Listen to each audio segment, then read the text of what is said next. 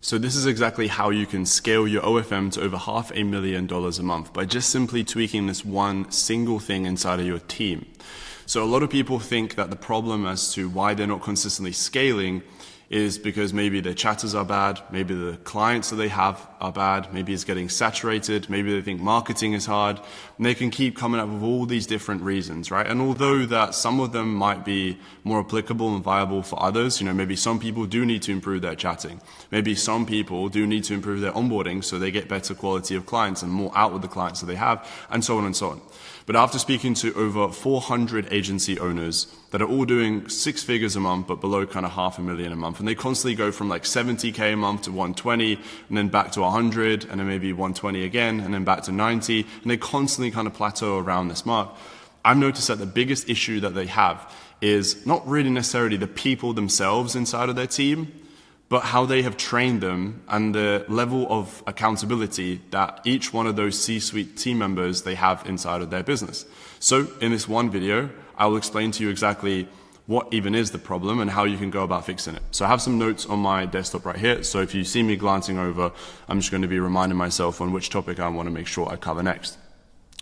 So yeah, the biggest bottleneck for most of you guys is you, right? And why that happens and what I mean by that is that most problems and decision-making things come down to you, right? So you might have, your chatter manager, maybe you have a creative director who's in charge of content ideation and maybe he has an editor underneath him.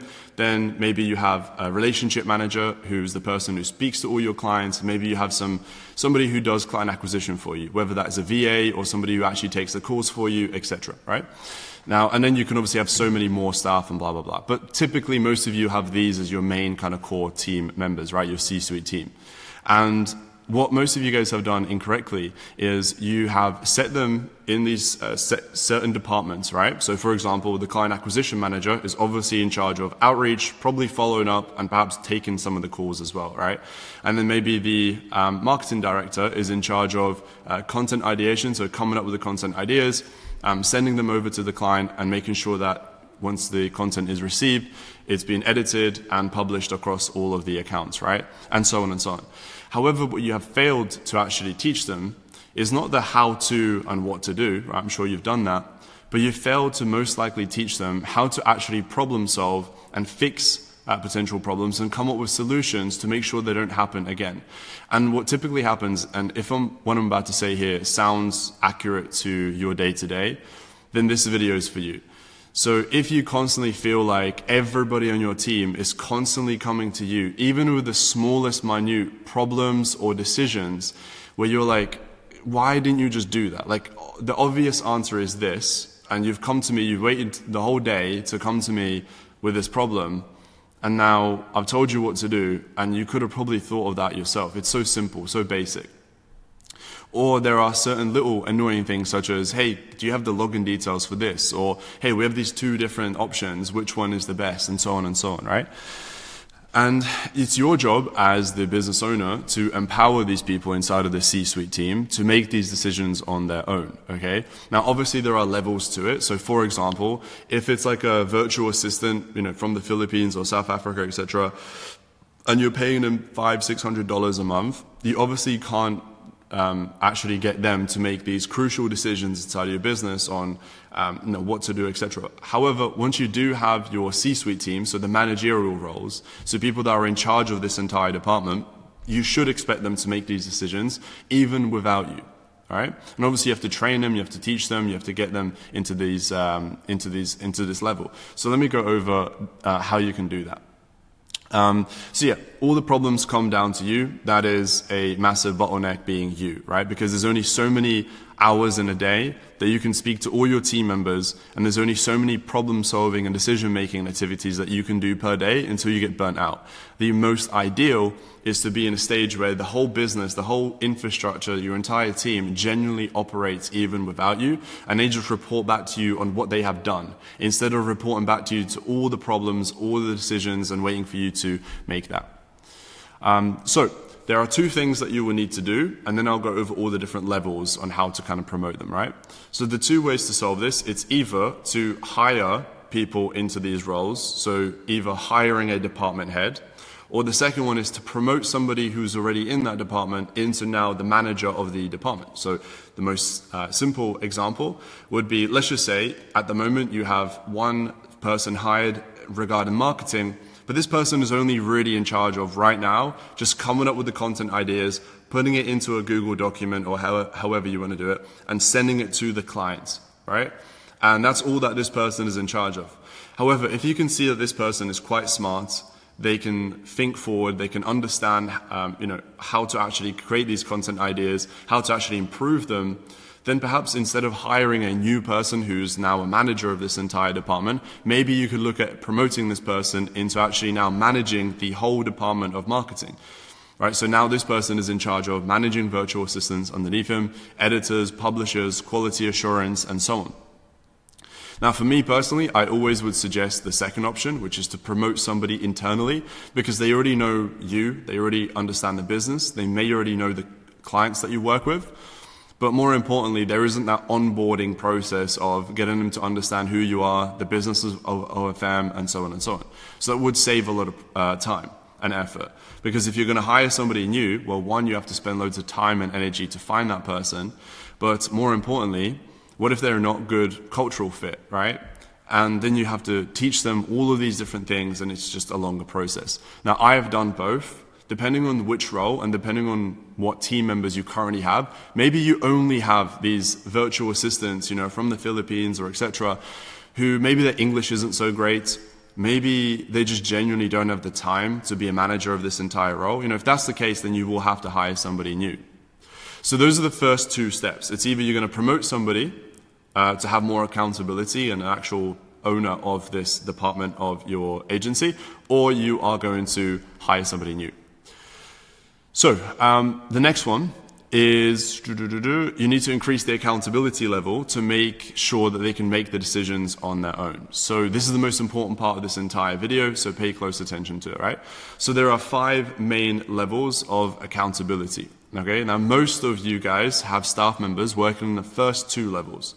So the first level being they just simply wait for the command on what to do, right? So this will typically be like outreach VAs, click this, click that type of VA, editors, maybe chatters, and so on, right? So these are typically the virtual assistants or sometimes, staff members in general who just simply will wait for you to tell them what to do and then they go out and do it, right?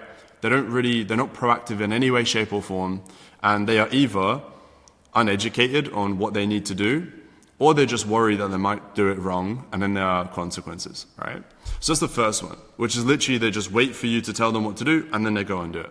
The second one is where they bring you the problem, okay? So this is where they're going about the day-to-day, right? And something might happen, either a fuck-up, so like an actual problem, or they maybe notice something that is a bit inefficient. Hey, by the way, as I'm doing this thing that you asked me, you do realize that I do this twice. Like, it's kind of an annoying problem, it wastes a load of time. But they come to you and they just tell you the problem. Or they'll just say, hey, by the way, this is a problem. This is very bad.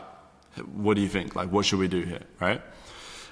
So, that is the second level. Now, most of you guys will have your team members in both of these levels, right? They'll either just wait for you to tell them to do something, or some of them that are a bit more proactive, they will just come to you and tell you the problem, but now you still have to figure out, okay, what actually is the problem? What caused it? When did it happen? To how many clients?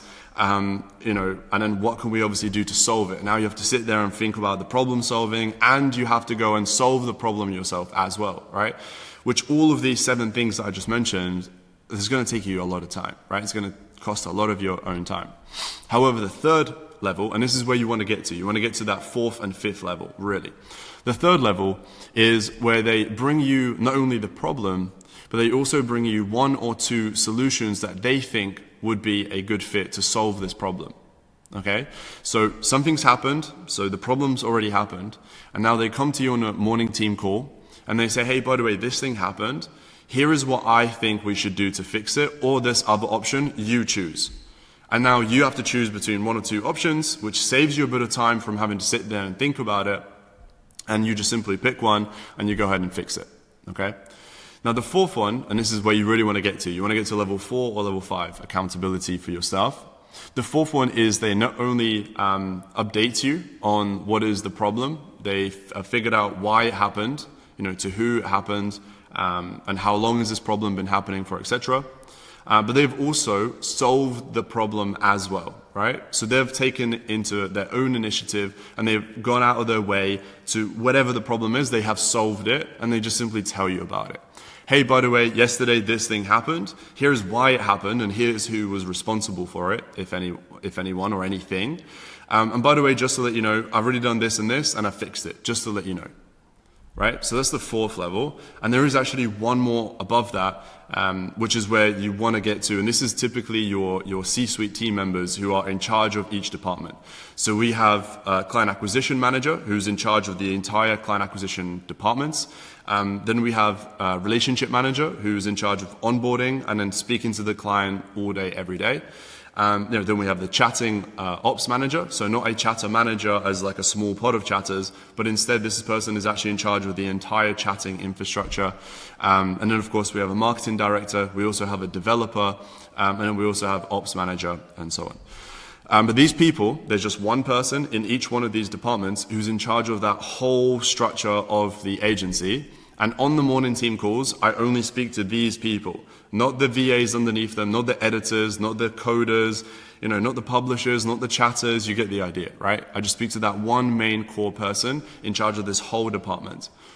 And what their job is to fully own the department, right? So what's the difference between level 5 and level 4 is they not only find the problem and solve it, but they also will build infrastructure to ensure that this problem never happens again. By building actual SOPs, they will type out an entire training document and then jump on a Zoom call with the VA that's underneath them and fully explain to them, hey, this is the new standard operating procedure. From now on, you do this because this will ensure that this problem doesn't happen again. They will do that. They will create training documents. They will even go out of their way to find people, if needed, to hire, interview, and train in the whole department. So, as an example, this has literally happened to me last week. So my client acquisition manager just simply updated me. I didn't ask him to do this. I wasn't even aware of this. And he just simply done it and he just updated me. He said, hey, by the way, we're at max capacity of how many outreach messages we can do. So what I've gone ahead and done is I've got connected to this person who sells Instagram accounts that are already aged and warmed up. We've purchased free accounts. They are verified. And we have, X amount of followers on them. We've gone ahead and posted lifestyle pictures on there. So it looks like, an actual legit page. And I've gone ahead and hired one more extra outreach VA from the Philippines, the same monthly salary as the other people. And just so you know, we now have an extra 4 pages, an extra VA. So now we're doing an extra, 250 messages per day of outreach. I didn't have to ask him to do that. I didn't even know this was a problem. He just simply takes it into his own hands and solves it because he's incentivized to do that as well, okay? And one last thing I'll mention as well is making sure that you guys do morning team calls Monday to Friday. I can't express how important that is because that is going to be the best way for you to keep on top of all of these different moving parts inside of your agency. Hey, real quick, just before you go, if you found this video valuable and you can't wait to implement the things that I already taught in this short video, I have so much more to show you. So this right here is an operational system that I built on how I run my own agency. And this is what you need to implement in order to actually finally take yourself out of the agency and it runs by itself and you can scale to those multiple 7-figure a months. So this is not for beginners. If you're just starting out, this is not going to be for you. But if you are an existing agency owner and you're struggling to scale to those multiple 6 or 7-figure months, this is what you need. It has everything on your client acquisition, to onboarding, to marketing, to chatting, to team management, all the systems and infrastructure that you need in order to actually consistently scale and get rid of all the bottlenecks. So if you want to get direct access to this entire board, I've written down all the problems and all the solutions that each section has and everything in between. You can zoom in and see all of these sections on how they work. Make sure you click the first link down below on this video, fill in the details, and whatever you answer on the questionnaire, you're going to get a personalized board of this. So if you say that marketing is your problem, you'll specifically get a board specifically for marketing and so on and so on. So go ahead and click the link down below and also leave a like on the video, man. Thank you so much.